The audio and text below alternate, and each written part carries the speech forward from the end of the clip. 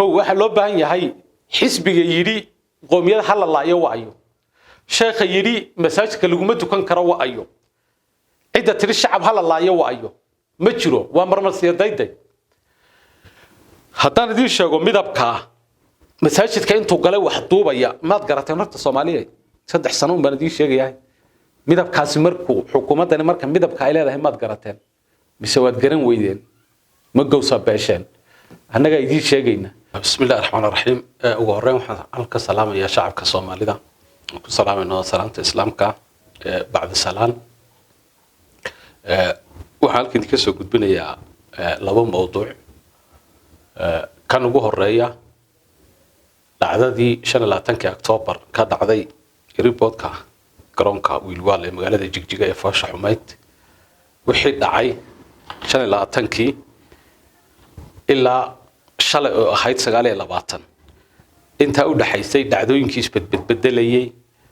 hadaladii dhaxdhaxaadka ahaa kuwii xaggan xag jirka xumaa ee Faasha Xumaa ilaa markii ugu dambeeyay ay xub dhacsatay oo gal baxsatayba oo hanjabaad isu bedeshay inagoon wali tacsidii ka bixin oo wali sharciiba la laabin intaas oo dhan waan isku qabanaynaa ilaa banaan bixi wixii dhacay dadkii la xidhxidhay hal mowduuc iskaga dhigaynaa mowduuca kale wuxuu noqonayaa wada hadalka Itoobiya iyo TPLF u dhaxeeya iyo waxa laga saadaalin karo inta ka horeysa laakiin waxaan idin sheegay hadda kadib mowduucyadeena waxaan ka dhigaynaa joogto geesa badane hadda kadib waxaad kala soconaysaan page-kaygii bacdama mataqaan ciwaankayga caadiga ah uu buuxsamay dad badan marka waxaan sameeyay page marka kaasaad follow dhahaysaan waxa kale oo kala socon kartaa YouTube-kii geesa badanna dib baan u kicinaynaa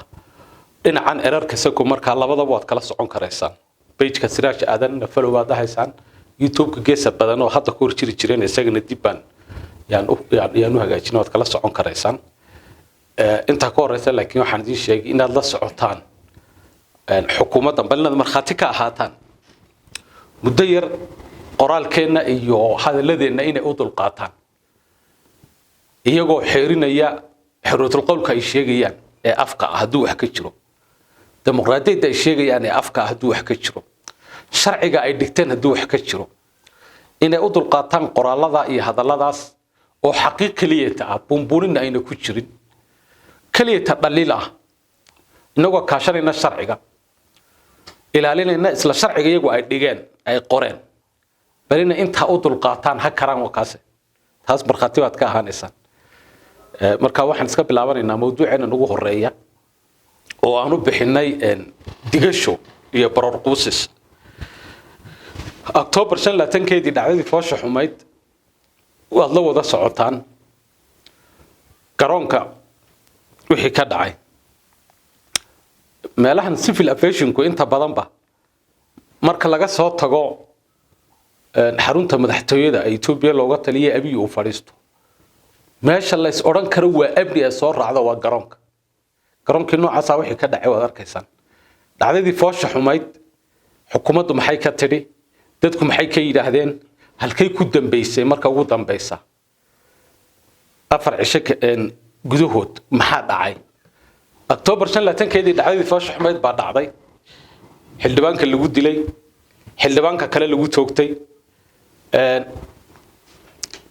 gabdhaha kale lagu toogtay dhacdadii noocaas ahayd baa dhacday xukuumaddu way kala hadashay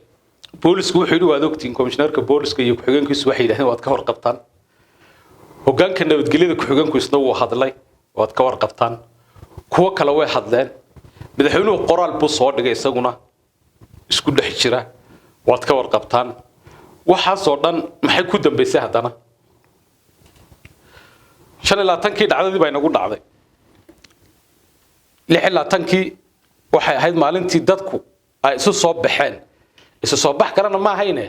sida caadiga meel marka geeri ka dhacdo dadku way yimaadaan marka dadka cadhadu inay ku cabiraan bay noqotay inay yiraahdaan meydkana laga ma qaadayo ilaa in loo dilo gacan ku dhiglihi xaq buu leeyihiin maxaa dhacay marka habeennimadii wadagoydeen hadaladii noocaas ah waan idin sheegay inay isu keen qaybiyeen oo qofna si fiican u hadlay kuwa kalena sidan waxaan ku naqaanay xukuumadda kolba madaxweynuhu sidoo u socdaa loo socdaa hadduu si fiican u hadlo si fiican buu hadlayaan hadduu si xun u hadlana si xun buu hadlayaan halkan waa la isu kan kala qaybiyay waxa la idinkuna sida u hadlo Itoobiya qanciye iyo dadka kale sida xun u hadlo waxa ma dhicin dhaha anaguna dadka aan yarid jino taas isu kan kala qaybiyaan waxay soo socotaba haddana kolba wax la inoo sheegay garaantu halkii ku dambeysay meesha waxa ka dhacay waxaanu qiyaasi karna maaha wax lagu macneeyay ma jiro dadkii geerida yimid waxay dalbanayeen gacan ku dhiglihii loo dilo meed kale loo daayo maxaa loogu dul qaadan kari waayay marka ay leeyihiin waanu ku faraxsanahay in dadku shucuurtooda ay muujiyaan waa dimuqraadiyad dadkii ma daayeen waayahay miina soo weerarin ninka baroor ku quuri waayay inaad ku dul baroorato meedkaaga ee yiri aniga ay dhibaysaa iyo kursigayga ya ama wax kala ka imanaya ya haddana kula waanu ku faraxsanahay maxay dadku sameeyeen meel bay iska taagnaa way barooranayeen waa la weeraray waayahay markaa dimuqraadiyadda la sheegay sawtaa la burburiyay ma xagee jirtaa waqti dadkii la weeraray dad ba imika ilaa hadda u xidhan dhalinyar ba u xidhan waxaad wadeen ba ka dhacay gabadh kale xildhibaanada ku dhaawacantay oo Aasiya Cabdi Fataax leeyahay dhexdooda laga soo doortay wiil kale waxa ku dhaawacmay leeyahay ayaan oo ka shaqeynayay warbaahinta shakaal dad kale oo ma taqaana dibadda gaadhay ba jirta haddana xaggan waxa lagu qorayaa waxay noo tahay sharaf maxaad u weerartay waayahay waxa loo golaan kari waa ilaa 9kii galabnimo inay dadku iska baroortaan marka waxaan ku sheegayaa wajiyada faraha badan hadaynaan garanin 3 sano baan idin baraynaa waa inaad kala garataan way soo socotay meedkii xog baa lagu qaatay waa la aasay bacdama uu arkayeen meedku intuu yaallo in dadku baroortaadii baa la dhageysan kari laayahay marka waxay yiraahdeen ma dhageysan kareen baroortooda iyo sawaxankooda waa inta soo sii ballaarato inaga gaadha waa lagu soo weeraray meedku xog baa lagu qaatay waa la aasay hadal kale waxay yiraahdeen haddana qof kale waxay la xidhiidhaan meel kale la xidhiidhaan hogaanka nabadgelyada ku hogaanku wuxuu yiri dil bareeda dhacay waa runtii inta badan Itoobiya hadaad aragto marka mas'uulka loo garaabo waa markuu runta sheego hadda runtii weeyaan hadduu arintii dhacdadii been ka sheego keligii baa leeyahay marka adigu ka sheeg run waa keligii inta kale oo dhan marka qaab kale wada dhigeen waxay u soo warwareegtaanba marka dambe maxay ku dambeysay hanjabaad bay ku dambeysay ya hanjabaad bay ku dambeysay waxyaabaha la yaab kale waxa kamid ah marka dadka dhiban ee la dilay inay iska baroortaan oo qof la dilay wuxuu doono dhihi hadal xun buu dhihi waa aytama haduu doono waa shacabka dawladdu haduu dul qaadan weydo iyo baroortooda say ku matali kartaa marka waxa dhacayaan waad ogtiin waxay soo wareegaysataba kolba ay wax yiraahdaan kol federaalka aan ka mid noqonna dhaha waayahay hadallo fiican baa halka ku jira oo badan laakiin dhowr kale oo qofka asalba hadalkiisa iyo qoraalkiisa inaad u garoodo iyo inaad buriso labada mid baad leedahay marka qaar waa loo garaabi qaarna waan burinaynaa waxaan burinaynaa kuwa oranaya calaamad dimuqraadiyadeed weeyaan isbedel bay muujinaysaa ma muujinayso dadkii baroonay wada dul qaadan weyday waad burburisay haddana iyagii baad u hanjabtay mar dambe wuxuu yidhi dad kale federaalku ha naga baxaan anagu doorta federaal naga baxan baan dhihin cadaalad heshan baan nidhi laakiin dadku shacabkii waxay doonaan bay oran karaan sharcigana ma yaqaanaan iyagu cad fadaysan waxay doonaan bay oran karaan dhibaato geysan karaan haday doonaan nin la dilay Soomaalidu waxay tiraahdaa mar meesha haduu dhibaato ay timaado wax kale oo xiriirnay ma jiro marka federaalka aan ka mid noqono awal ma inaan ka mid ahayn adiga ku doodaya waa lay doortay oo walidin matala marka federaalka 30 sano ay wali leedahay ka mid noqono waa maxay adiga aan isbedel baan keenaya federaalka wali ka mid midnihin maya mid kale ma shacabka ay tahay federaalka inay xuquuq u raadiyaan mise adiga lagu wakiishay federaalka aan ka mid noqono dhaha yey tahay waayahay federaalka adiga ba ka mid ah soo idinkii lahaa xisbi waxa la sameeyay hal mida oo awal ma taqaana agaarkii waanu ka baxnay hal xisbi baanu noqonay kor baanu fadhiisanay kursigu koreey baanu fadhinaa haddaad awoodi kari weydaan marka still aad leedin federaalka aan ka mid noqono shacabkii oo noo dhaha marka maxaa tiin idinku yaa la idin wakiishay maxaa tiin halka wax ka soo baxaysa inaydan waxba ahayn waxa ka dambeeyay soo socotay marka in shalay hanjabaad si cadadka loogu hanjabo kow waxa loo baahan yahay xisbiga yiri qoomiyada hal la iyo waayo sheekha yiri masaajidka laguma tukan karo waa ayo cida tiri shacab hala laayo waa ayo ma jiro waa marmarsiyadayday haddaan idin sheego midabka masaajidka intuu galay wax duubaya maad garateen horta Soomaaliyeed 3 sano baan idin sheegayaa midabkaasi markuu xukuumadani marka midabka ay leedahay maad garateen mise waad garan weydeen ma gowsa beesheen annaga idin sheegayna midabka markay leeyihiin waxa weeyaan ma garan karaysaan maalnimadii jimcihii masaajidada oo dhan waxa la filayay in dhacdada foosha xun ay ka hadlaan dad baa loo diray marka oo leeyid noo soo duuba masaajidii kala mayna hadlin masaajidka badiici Dr. Abdi Fattah Sheekh Nuur baa ka hadlay baa leeyahay ninkii baa duubay markaa qomiyada Highlanders-ka ahaa markii uu duubay u dhameystay iyaguna very smart way noqon kuwan waa la qabtay ninkii marka ninkan marka maxaa loogu diray meesha iyo dadkan hadiye jeer nimankan horta waa wakiil xawaaladeed xawaaladu inta badan xawaaladii dadkeenu aad u yaqaanaane qaabka u shaqeysa dad u fiirsataan waa nidaam is-aaminaadu wax kala ma aha marka qofka lacagta diraya xukumo qofkan kale ruuxan meesha xawaalada joogana xafiiska wuxuu keensan karaa walaalkii in adeerkii ciduu doonu keensan karaa oo sababtu tahay xawaaladu waxay ku dhisan tahay waa is-aaminaad kaliya taqaynuun kala ma aha marka waxa dahaysa walaalkii baan aamino halkan manager ka dhigtay isagan cashier ka dhigtay isagan xisaabiye ka dhigtay nimankan marka bacdama ay wakiil yihiin hadiye jeer wakiilka hadalkiisa iyo amarkiisa iyo wuxuu soo yiraahdo ay raali gelinayaan waxa la doonaya marka in klibyada noocaas loo kala diro suhabasha itasoosbatosirsa maxaan ku yiraahdaa kuwa kale isaat ku kala leeyahay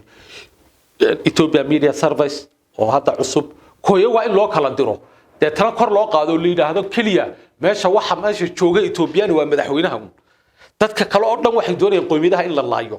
ka bacdi in la soo empower gareeyo empower ka marka ka bacdi inay dadka wada xidhxidhaan culimada xidhaan meel walba xidhaan oo la yiraahdo waa evidence waa kan culimadii baa sidaa kale masaajidada waxaad ku garan kartaa in sidaa tahay dhacdada ku dambeysay inagoo wali dhiigi aan ka maydhanin oo tacsidii fadhina oo sharaacii fadhina shalay maxay ku dambeysay waxay hawshii soo warwareegtaba madaxweynuhu afkiisa muxuu ka yiri hanjabaad cad buu diray dadka waa goorma dhacdadu waxay nagu dhacday 25 October 26 asbaan ku jirnay dadkiina waa la xidhxidhay dadkii baa wali xidhan loo dacwoonaya sharaaci wali lama aasin gabdhihii kale ee dhaawacmay dhakhtar bay ku jiraan qaar baaba la leeyahay ama lugta la gooyaa oo nafti laga dhowraya xildhibaanadii sidoo kale hawshaasan wali ku jirnaa dadkii baa kacsan inoo wali sidaa tahay yaa maxal inoogu jawaabay finalka uu kari waayna u dulqaataan dhowr cisho xitaa in xitaa dhowr cisho khiyaali dadka ku maaweeliyaan marka waxa wali inoo qoori waayay xitaa khiyaaliga in la inoogu maaweeliyo dhowr cisho wuxuu noqday gabigiisu khiyaaligii 40 iyo wuxuu noqday 72 saac buu noqday khiyaaligii Soomaha intii ka dambeysay midabkooda caadiga aad bala soo baxeen bacdama marka klibkii la waayay caradii warka culimadii la xidhxidhayo annagu ma lihin qoomiyada hala laayana cid tani maanaan arag shacabku sharciga iyagu ma taqaanaa iyaga ka sareeya shacabku haday caroodaan oo yiraahdaan qoomiyada hala laayo anagu maanaan maqal shakhsiga laba haday hadlaan dhib male meel la laayay ninkii soo kan adigu ilaalinaysa haysata maaha ma cid baa la laayay dukaankee la burburiyay halkee la weeraray halkee la yiraahdo ku tukanina ninka xooga badan markuu garta leeyahay marmarsiyo doonayo miisku kugu hayn kugu dhufan ya marka ninkii marmarsiyadu wuxuu soo socdaba inuu inaga dib inoogu soo kala farayo inagii leena dilay leena dhaawacay leena kufsaday goobta leena nagu dilay odayaasheenuna waxa si raali ka yihiin culimadu inta masaajidka ka hadlaysa mooyana inta kalena waxa way raali ka tahay anagu malihin dad hal laayana malihin dukama hal boobana malihin laakiin dadku haday dalbadeen iyadoo la aasin gabadha in cadaalad la helo ama ay dhawaaqan idinku wax idin goynayeen oo kulab loolami lahaa oo waxbaad maanta isbedel barka keen lahaydeen wax dadku ay u qabsoomi karaan marka hadaa idinku kursiga fadhiya oo shacabka eedeynaysan oo hadana ka rabtaan shacabku inay yiraahdaan federaalka ka mid noqono oo ciidamada saraakiil ay jarana shacabku ku taxaan idinku maxaa tiin marka meesha waxaad u fadhidaan muxuu yahay waxaan oo dhan marka la isku dardaro meeshan wakiila ayaa jooga wakiiladaasi waxay meeshan u joogaan inaga dhibkeena inay fuliyaan dhulkeena naga qaatay inay fuliyaan dulmigeena inay fuliyaan inay isku keen dheereeyaan abaadkeena wax u goynayaan abaadka inuu abaadayna wax u goynaya baroorteena wax u goynaysa marka waxa loo baahan yahay waan sheegay maalintii horena maxaad ma leeyahay maanta haday marmarsiye helaan oo dhibaato ay dhici lahayd qofna dibadda inagama taagnaadeen imikana xuquuqaheena si nabadgelyo baynu u raadsanaynaa sharciga iyagu ma ilaalinayaan inaga ilaalinayaan sharciga sheeganayaan iyagu afkay ka sheeganayaan waayo dibna maynaan sameeynin cidna waxa maynaan u diranin marxad kaliya loo baahan yahay in midabadooda kala duwan aynu baranno marka mawduucana halkaas ku soo gabagabeynaya